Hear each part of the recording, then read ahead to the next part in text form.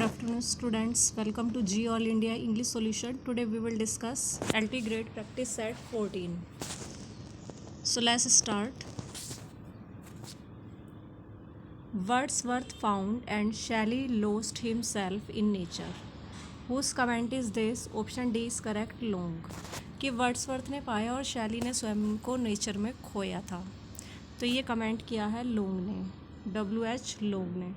Next question is On whose grave are the following lines from Tempest inscribed? Tempest से ये line ली गई है और किसके ग्रेव पर ये लाइन इंस्क्राइब्ड है. Nothing of him that doth fade doth suffer a sea change into something rich and strange. Nothing of him that doth fade but doth suffer a sea change into something rich and strange.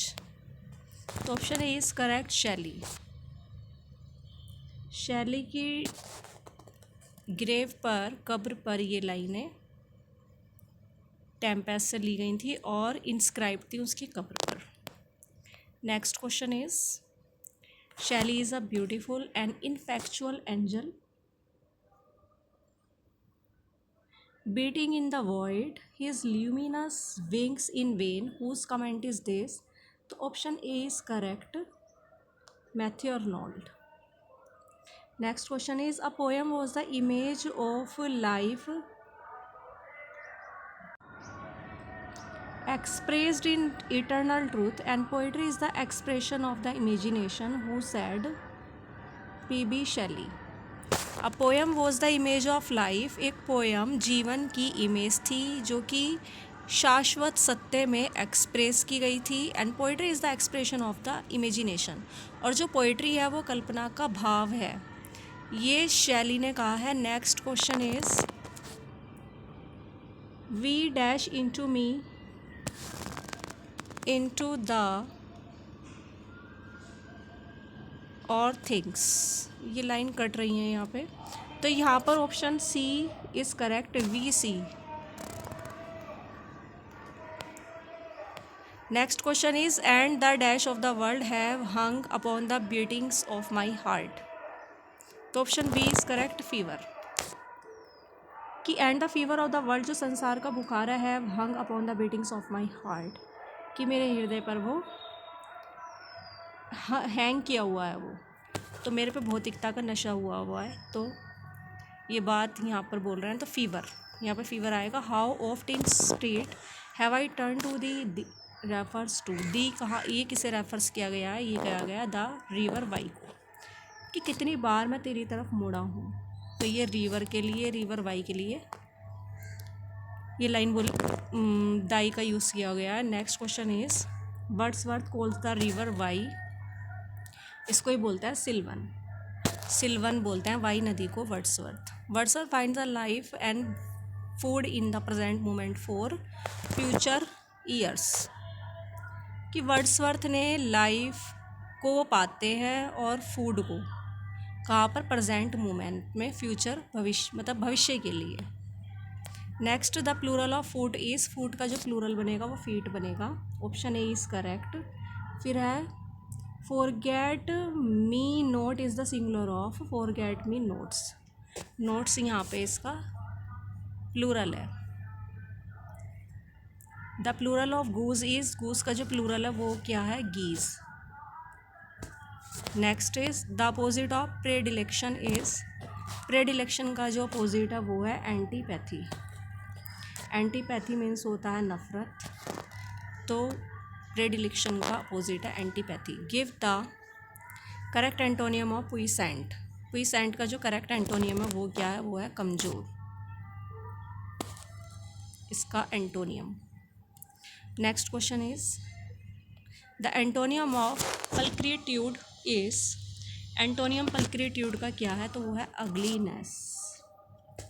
Next give the correct antonym of retrogressive is. तो इसका होगा retrogressive का progressive. Smile का opposite क्या होगा? वो होगा prone करना.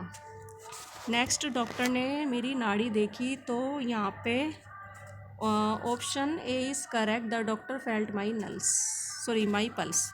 तो डॉक्टर फेल्ट माई पल्स, उसके पैर में मोच आ गई, तो इसका क्या सही बनेगा, he has sprained his leg. उसके पैर में मोच आ गई है तो he has sprained his leg. तुमने कमीज उल्टी पहनी है, तो you have put on the shirt inside out.